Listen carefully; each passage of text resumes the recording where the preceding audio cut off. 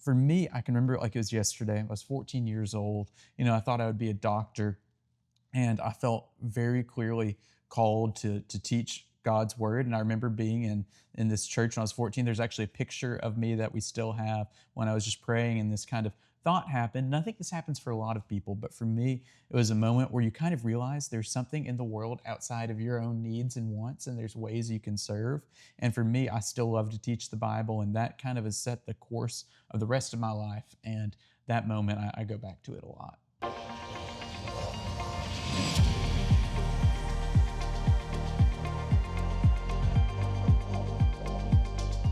I've got Cole Jester. He is Arkansas Secretary of State. That's right. The youngest. The so youngest far. right now. Yep. So let's dive right in. Absolutely. Thank you so much. So when you look back at your life, what is one moment that completely changed your direction? For me, I can remember it like it was yesterday. Could I start off by saying an obligatory, like for the people who are listening today? Go for it. It's an election year. Remember to go vote. Register to vote if you haven't. There's still time. I want to make sure that in Arkansas we have good voter participation. So that's my aside. But to your question, for me, I can remember it like it was yesterday. I was 14 years old. I thought I would be a doctor, and I felt very clearly called to teach God's word. And I remember being in this church when I was 14. There's actually a picture of me that we still have when I was just praying, and this kind of thought happened. And I think this happens for a lot of people, but for me, it was a moment where you kind of realize there's something in the world outside of your own needs and wants, and there's ways you can serve. And for me, I still love to teach the Bible, and that kind of has set the course of the rest of my life. And that moment, I go back to it a lot. Is that one of the decisions that you made going to school at OBU as well? It's such an amazing. I went to Washington as a Christian studies major, and when I went, I knew I would be hopefully a good lawyer, and I felt like I had a calling for that, but at the same time I had this calling to be a minister. And I went to Washington. I did a double major in Christian studies and political science, and you can ask my friends and family back then. I was just agonizing of whether to go to law school or seminary, and I realized that I could teach the Bible at my church on the weekends. You can't be a lawyer on the weekends, and so that kind of made it up for me. Gotcha. So what is one thing about Cole Jester that most Arkansans don't know? Oh, that is a wonderful question. I think at the end of the day, I'm a pretty normal Arkansan. I love the opportunity to serve people, but I'll tell you this, like if you think that having a fancy office or a bunch of employees will make you happy, it won't. It's the exact same thing that everybody, the recipe of having a faith that is alive, having a family who you care about. And then, I love moments with my wife and my daughter. I love gardening, fishing, hunting. Those kind of things fill you up. It's not having, your name on a door or something like that. Just the easy things of life. 100%. Yeah. I feel like when you have more, it complicates more too when it comes to objects and things. So That's right. You're probably still friends with your childhood friends, so this will go easily for you. If your childhood friends could see where you are today, what do you think would surprise them the most? That's funny. I think if you were to ask my childhood friends, they would say, well, he's good at school and he's not athletic. And I think that would have been their summary. I think they would be, in some ways, and I think they'd be very proud because, we all had different things when you're growing up. Some people love football. Maybe I love politics, or I love teaching, or whatever it might have been. But we've all had our different paths, and we figured out a way to make a difference. And I think they would be proud. And I think as far as something that would surprise them, I don't know. I think they'd find my wife's pretty far out of my league. That would probably be the most surprising thing. I've seen pictures. She's absolutely gorgeous. Oh, that's really kind. So was there a moment that you realized public service wasn't just a career, but your calling? Absolutely. For me, I can tell you this. If it wasn't for the fact that I feel like I could make a tangible difference, I would go do something else tomorrow. It's the calling for me was first. And I feel like this calling of being able to be in the public square as an ability to do good, the calling comes first. The career, as right now I'm in elected office. If there was a different way to do that, I'd be happy to do it that way. I think I have a passion about some of the issues, and there are a few different ways you can engage in that space. So really it's the calling first, and the career is the way for me to accomplish what I feel like needs to be changed in our world. Yeah, I think that's great. So looking back, what is a risk that you're most grateful to look back on? That is a really wonderful question.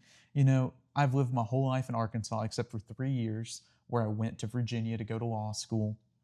And I had to pick basically I'd gotten the best two law schools I'd gotten into were Harvard and Virginia. And if I'd gone to Harvard, it was $99,000 a year and there are no scholarships. But at the same time, there's kind of that appeal to it. But I'm so thankful. Something a judge told me was that's the right choice if you're not going to come back to Arkansas, but you won't be able to pay that off here. And I said, you know what? I turned it down and I said, I need to not have debt so I can come back to Arkansas. I love Arkansas. It's the best place in the world. And I don't know if that was a risk or avoiding a risk, but that has certainly been an amazing choice because we were able to start a family. We were able to serve the state in this way. And obviously, it's paid off being able to come right back to Arkansas. It's not like I've been twiddling my thumbs here. We've been able to make a difference. Oh, yeah, absolutely you have. Well, you just talked about a piece of advice that you were given, but I'm going to ask you something else. Maybe someone else has given you advice along your career. So, what's one piece of advice that you received early in your career that still influences your decisions today? That's a really good question. If I could give two, Sure. if that's all right. One was a judge from my hometown who said, if you want to be in politics, the thing that will make you successful is building a lot of not artificial relationships, but meaningful, genuine relationships. And it's like an insurance policy because if politics doesn't work out, you're stuck with a life filled with meaningful friendships. And what a blessing that would be, regardless if politics works out for you. So I think that was really wonderful advice. But I think about what my mother told me when I was growing up a lot. She would say, Cole, you can never take words back. And when we're in a culture that's so hasty, so quick to take offense, so quick to insult, so quick to attack, I think that advice has played me really, really well over the years that you need to be careful with every word you say because it can injure someone and that could be a lifelong injury. So I think about that a lot, that you can never take back the words you say. I like that a lot, and I'm going to share that with my kids. Oh so my gosh, hopefully it's a they'll tough lesson. take that on as well. Well, moving into you stepping into leadership at such a young age, did you ever struggle with feeling like you had to prove yourself? So that's the interesting part is this specific role in Secretary of State, I had such a clear vision for what I thought needed to be changed. It was almost like I was so focused on that one point, the thought of, am I ready? Is this the right time? That really wasn't my focus. It was about the policy changes I felt like needed to happen to benefit our state. And it's almost like when you're driving and you have your eyes on the road, you can't really tell what's going past you on either side. It happened a little bit like that. But I'll tell you this as well. My own experience is being young and being involved in leadership.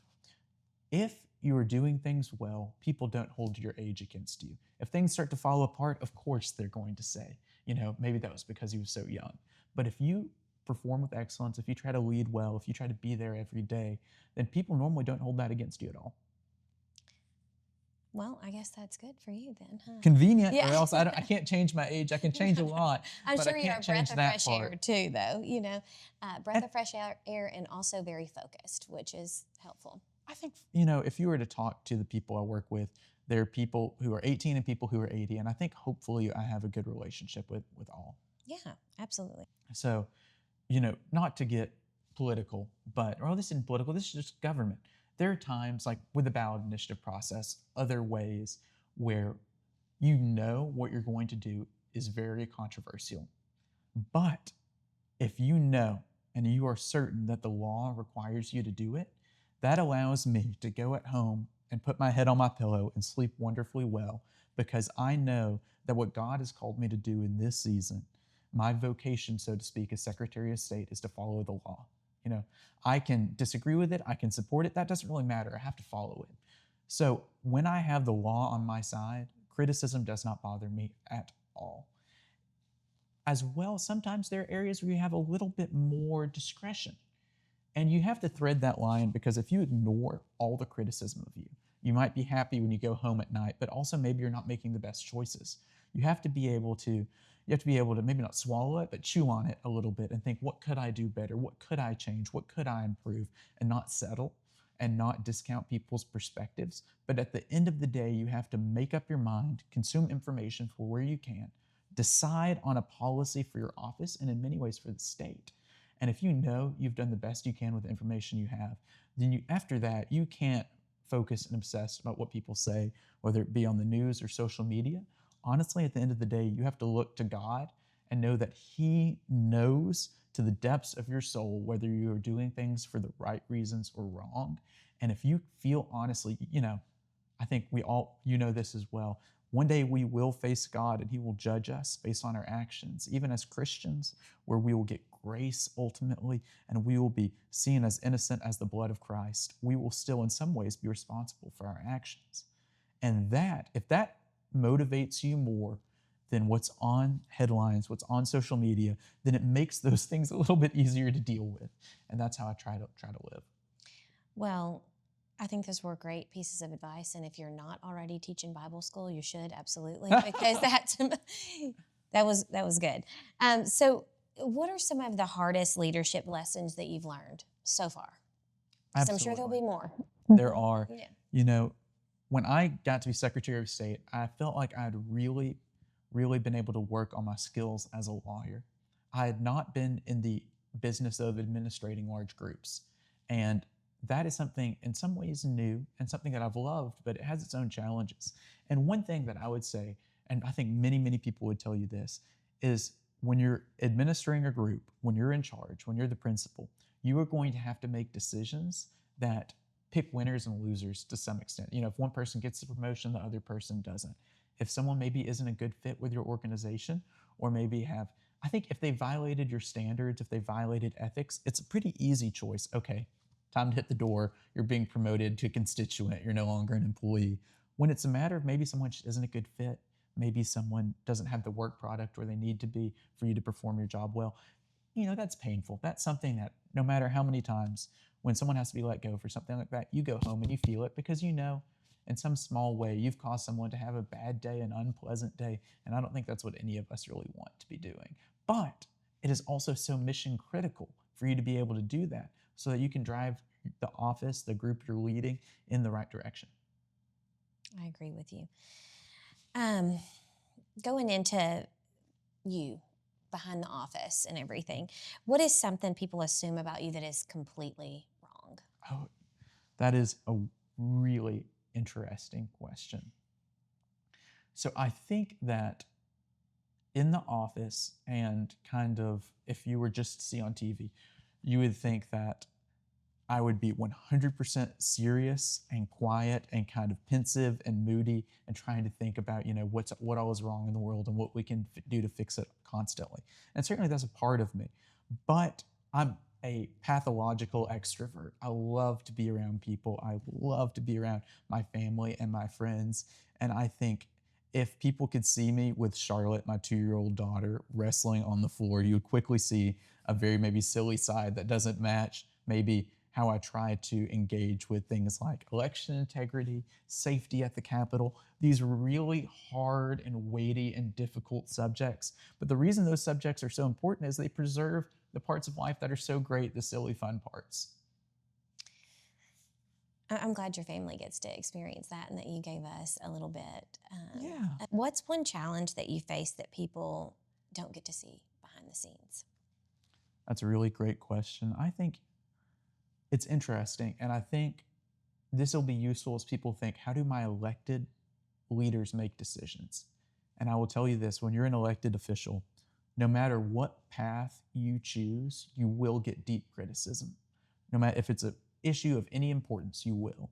And in some ways, of course, that stinks. You know, everybody wants a pat on the back. But on the other side, it's incredibly freeing because you know if you choose left or right or middle, people on either side will have maybe harsh words. Then all you have to do is do what is right and what you're called to do what is follows the law, do what will please God. And then, I mean, it's not really, you weren't going to avoid the criticism anyway. So it's this wonderfully freeing opportunity to do the right thing. But on the flip side, it is a somewhat sad reality nowadays that no matter what you do, there will be criticism, even if it's what the law requires of you. I agree. Social media makes that even harder too. It Yeah. really does. And I think there was a part of our society that was broken with COVID that has never really gone back to how it was, especially in how we treat each other, whether it's in politics, whether it's in civic society, in churches, in friendships. We kind of, I think, as a society, need to relearn a little bit the social etiquette that our grandparents knew about treating each other like people made in the image of God and not just, well, it's been said many ways, but not treating people as means, but as ends in of themselves. I agree with you. And just be kind. So Exactly. just be kind. You will find this out if you are in a very complicated situation and you don't know where to look, what's good, what's bad, what's right, what's wrong.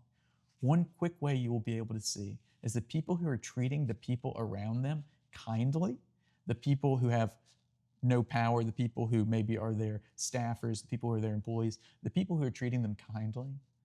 You're like, okay, that's at least a hint they're on the right side of complicated issues. And I think back to my time with the governor's office, where I've said it before, I will say it again. The governor, when we were on her staff, treated us like Jesus wants people to be treated. It was the most inspirational thing. And it's somewhat rare in politics. And it made you think that if she treats people, whether they're homeless or wealthy, with dignity and with love, then, some of the other things she's probably right about too. And I try to be a leader like that. I don't think I succeed as much as she has, but that I thought it was a really good way to start a career. I'm sure other people disagree with you and think that you do it just as well. So speaking on, your relationship with her and your service with her, and continuing on, how do you stay grounded as a public servant? Easy. I have the best wife in the world who does not care at all about politics. Her name is Elizabeth, and she loves Jesus. She loves her family. She loves her daughter. And honestly, she loves me. And I know that she has our best interests at heart. And I know it does not intrigue her to the least that I'm Secretary of State. And everyone needs someone like that in their life who can speak truth and clarity and kindness. And when I'm worried about, are we getting 92 points or 94 points on the Heritage Foundation score this year? Sometimes it's nice to have an Elizabeth who can say, like, that's great, but we are 45 minutes late to church, or whatever it may be, or this kind of touchstone of what really bothers her. I think something that's tremendously useful as me, someone who's in public policy, is when my wife, who is the most normal, pure American you could imagine, just feels and thinks like a normal human being, which, when you get around the Capitol, that can be hard to find sometimes. When she says, I am furious because milk is $3.99. I'm furious because gas is $3.99. You know that your average American feels that exact same way. I'm furious too. Everybody is. So public service, speaking on your family, can consume your life. So how do you protect your time with your family and your faith? So for me, I will try to do an event like what we're doing today. It's very easy for me to say, yes, I would love to come on your podcast, especially because it's 2 p.m. But if everyone was a young child once, so you can think back to that. Or if you have young children, it's fresh, or maybe your kids have young children. But it is tough. Like right now, my wife is 8 months pregnant, and we have a 2-year-old, and it's bath time every night, and our 2-year-old is huge and like the 99th percentile in height, and like I need to be home in the evening so I can be helpful to my wife as she sacrificially serves our family. So I guard evenings pretty darn carefully. If someone wants to meet with me at 11 a.m., we're normally set. If someone wants to meet with me at 11 p.m., they might be sadly disappointed. So I guard evenings really, really closely with my family. Well, congratulations to both of you and We're your excited. family. Yeah, that is exciting. I had 2 under 2, so I completely understand where she's at right now. That's tough. It is. It's a struggle for Well, sure. I'm hoping 2 kids will probably be easier than 1. I think once you make it to 3, you'll 3. notice that 1 to 2 was a hard transition. 2 to 3, was not, Oh, in my opinion. good. And I'm sure you've got a lot of other people's opinions going on that as well. So, Yes. yeah. So, obviously, your family keeps you humble and accountable. Is there anyone else that you can add to that list? Yeah, I love my church. We have really, I think, good accountability in that. And I can tell you, maybe not today, but my father passed when I was very young. He died of lung cancer when I was 7. And you could picture it, growing up in Saline County, every single 12-year-old boy in the world was deer hunting. That's all they talked about. That's all they thought about. And I didn't have anyone to take me. And I remember crying at one point when I was 12 years old, just wanted someone to take me hunting. And I reconnected with one of my father's best friends who I hadn't seen in years, Tom Graves. And I have a deer that he killed in this office. And he was this unbelievable positive male influence that people need, where he taught me about what it meant to be a man, what it meant to be a hunter, what it meant to be a provider, what it meant to be a businessman.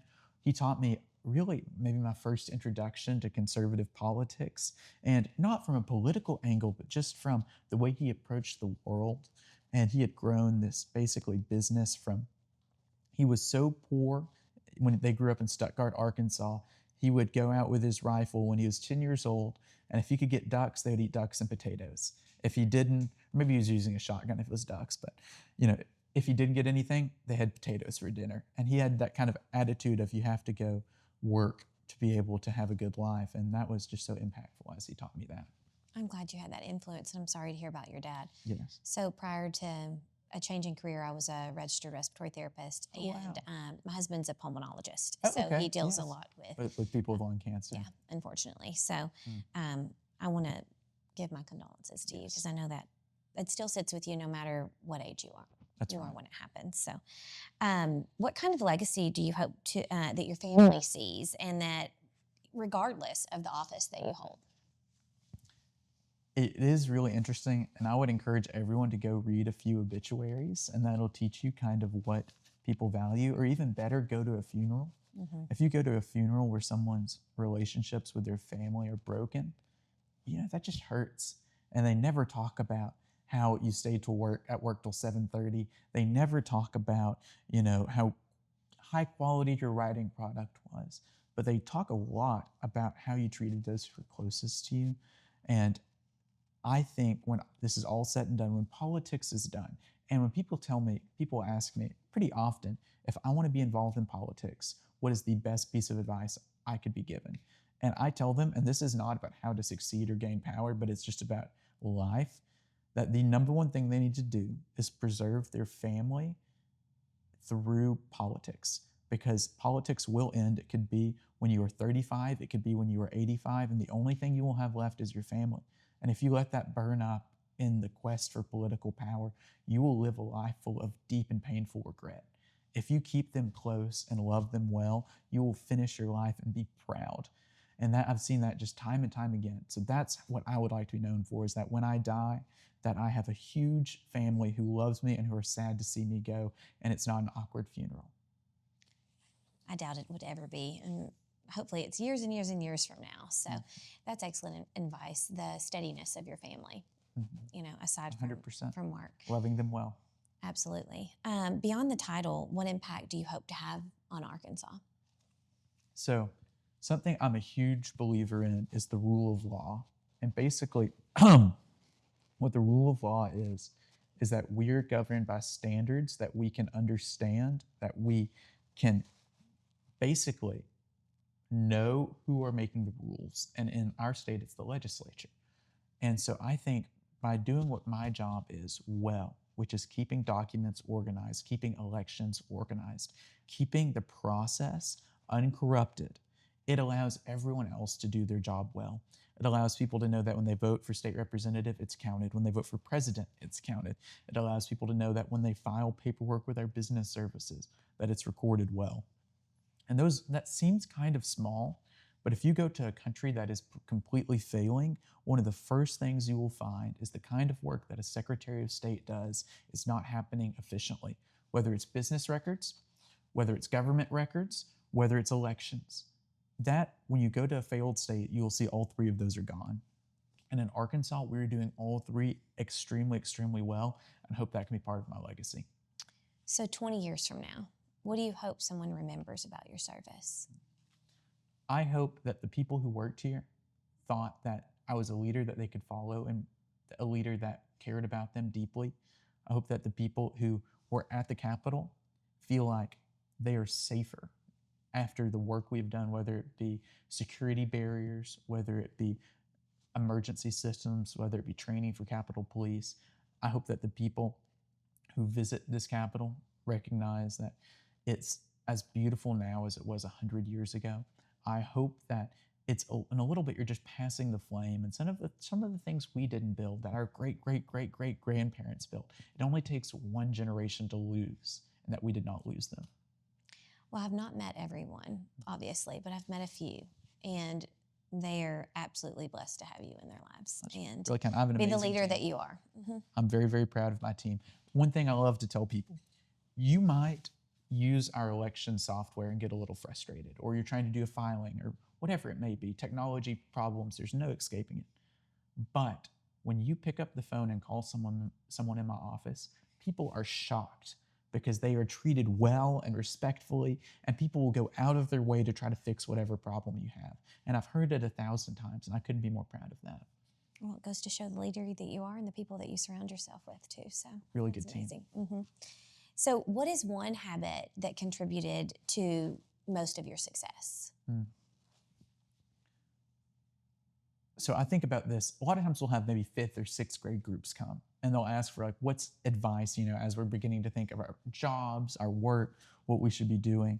And the thing I say is that everyone has a boss. And the thing that's truest about bosses is they have a lot of spinning plates and they have more tasks to check off than they have hours in the day, especially if they want to be good family people for their families. So if you want people to fight to have you in their organization, to fight to advance you, to honestly to be more than willing to pay you more, you have to be the person who will take those plates off your boss's spinning hands and just take them and say, this has been a problem for 6 months. This isn't going to be a problem anymore. I know this process is broken. I'm going to fix it. I know that there's drama. I know that there's an issue in the workplace. It's going to be handled. And honestly, it's the kind of thing where you, as the boss, aren't going to have to worry about it anymore. You're never going to hear about it again because we're going to get a resolution to it. And instead, what you'll see is that a lot of people, if you ask them to do something, they might basically insist that you kind of work with them through it to the point where it'd be easier to do it yourself, which is really kind, but really impossible to do when you're working for a CEO or a principal or an owner. So if you can be the person who takes that spinning plate off of their plate, so to speak, they will fight to have you there. And that's what I tell people when they come in the office, and I think it's good advice. Well, I don't remember in 5th and 6th grade trying to figure out what my career move was going to be. So the ones that are coming to visit you, The teachers ask that. They're kind of a captive audience. Wow. Yeah, that's incredible. I mean, things are so much different as years go on, That's right. generation to generation. Speaking of teachers and everything, is there a book that you can suggest that has really been such an influential part for you aside from the Bible? Because I know that you were probably going to mention the Bible. But for me, it's Mere Christianity. So C.S. Lewis, when World War II was happening and Britain was being bombed, he did these radio addresses. Same C.S. Lewis who wrote the Chronicles of Narnia, to the people of England, explaining just the very basics of the Christian faith. But in doing that, he did something different too. He also documented just the core aspects of what people are like. And the most famous chapter in C.S. Lewis's Mere Christianity is the chapter on pride, because it drives so many of what makes life go awry, what makes life not work out, is when this kind of pride can get in, and it can affect how you see the world, how you see yourself.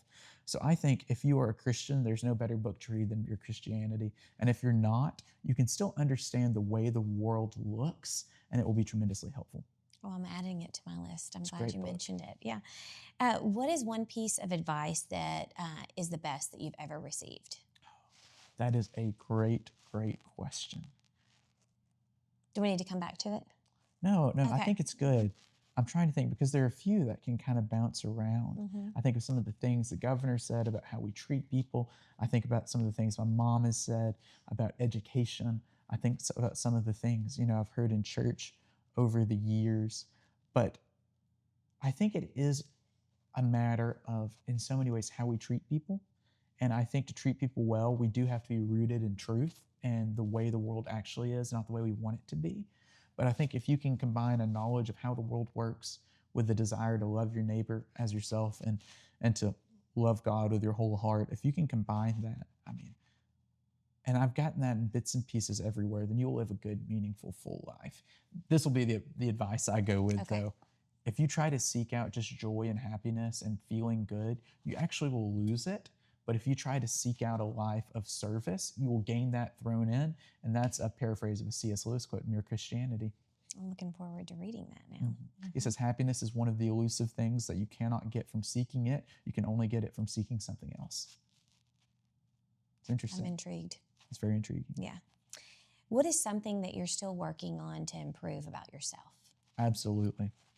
You know, something I've always admired in people is people who can wake up at 4 or 5 in the morning. My current pastor is that way.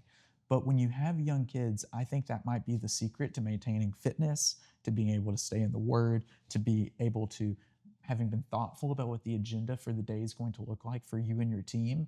So that's something I would like to improve. I would like to be a morning person. I'm a little bit of a night owl so that you can set each day off right. And really, when I feel like I have a team who depends on me to be able to make early, quick and articulable decisions, I think that'd be really useful. I think I bounce back and forth Back and forth? between being a night owl, and it just depends on what time of the year it is too, I think. So I want you to finish this sentence for me. Mhm. Success is Service. Most successful man in history died on a cross, not in a mansion. And his name is remembered when the richest people in history are forgotten. Success is service. And when we mix that up, I think we end up not only, this is fascinating, not only do we lose a kind of spiritual or Christian or faith-based kind of view of success, but you'll also see that your just normal success doesn't happen either. As the world sees it, instead you kind of get an unraveling. So success is service. That was perfect. If you don't believe me, go win the lottery. It will not be good for your soul, spirit, or spirit. No. Now I do occasionally think that maybe winning the lottery would help in some other aspects, but We all do. I agree with you. But doesn't that show kind of the nature of human beings? Mm-hmm. That people who win the lottery, it so often destroys their lives. And if we were just what the left or what communists think we are, just made of meat and cells and atoms and material creatures, then of course, getting that immediate benefit, it would make our lives amazing. But if what the Christians think is right, and we're really fundamentally spiritual people and our dignity matters more than our wealth, then it would mess our lives up more often than it fixed them. And what do you see when it happens? It's really fascinating. No, I agree with you. Have you ever done rapid fire? No. Okay. So I'm going to mention something to you, and you just choose one or the other as quick as possible. Are you ready? I'm ready. You've already answered the first one, though. Morning person or night owl? Night owl. Okay. Mountains or the lake? Mountains. Favorite place in Arkansas? There's so many good options. I love maybe Sam's Throne in the Ozarks. Okay. Beautiful. Okay. What's one app you use every day? Weather. I don't love it when it's hot. That doesn't make me a very good Arkansan, but I'm ready for fall, winter, football weather. Yeah, hopefully we're turning a corner. If you weren't an attorney or in public service, what career would you have pursued? You've already told me. Pastor. Yes. Okay. What's one thing on your bucket list? I would love to go to the Holy Land. I haven't been yet. I would love to see it. I'm sure your wife is on board with that. Yes, absolutely. Maybe when the kids are a little older. Yeah, that sounds good. What's your favorite way to recharge? I love to garden. I've kind of gotten all of these answers through our conversation Open because I book. could have guessed that. What's one word your family would use to describe you? Calm. I can see that. So I'm going to ask just a couple of more questions, and we'll wrap this up. And Wonderful. Again, I appreciate your time. No, thank you for coming. Thank you so much. What is one belief that has shaped the way that you live life? That people are fundamentally spiritual in nature, not fundamentally material. And if you make the mistake of thinking that people are fundamentally material, then, free money or some of these other things, they'll work and make everyone's lives better. And it breaks people's, it breaks nations.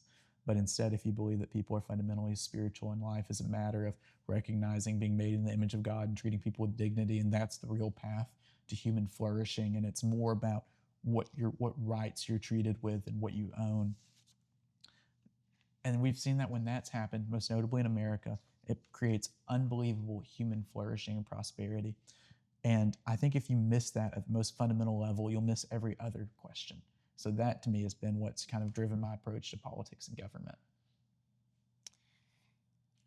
When I came with Leadership Fort Smith, we just saw we were able to ask you a few things, and I just appreciate your thought process. And again, I'm not putting this on your age at all, but beyond your age. Oh, that's really kind. Thank Years you. and years. So I have one last bonus question for you. Okay. So as Secretary of State, you've had the opportunity to meet people from every corner of Arkansas. What has getting to know the communities across our state taught you about the character, resilience, and spirit of the people who call Arkansas home? Wow. I think if I were to distinguish Arkansans from any other people, they are both, in a way, they're fiercely independent and fiercely hospitable. Your average Arkansan, they have no problem being left alone, right? But if you show up with a need, most Arkansans will give you the shirt off their back. And I think it's that mix of, Southern hospitality with kind of that Scots Irish fieriness that makes Arkansans uniquely the people they are. And you've seen we've had unbelievable success, whether everything from inventing cheese dip to inventing Walmart has happened in Arkansas. And it's pretty special and it reflects kind of the character of our people. Absolutely. Well, thank you again for your time, and I Absolutely. really enjoyed doing this. Thank you so much. Yeah. Thank you for having me. And I'd like to encourage everyone, in Arkansas, we have right now the #1 rated election system out of any state in the country. We have a very business friendly atmosphere. We are open for business in Arkansas. We are open to be the best state in the country to raise a family. And, if you have listeners from other states, I'd invite them to come. And if for your listeners here, I'd like them to know that they have a lot to be proud of our state. Yes, we do. And low cost of living. Low cost of living. Come on. Yes. Well, thank you so much. Thank you so much. I appreciate it. Yes, absolutely.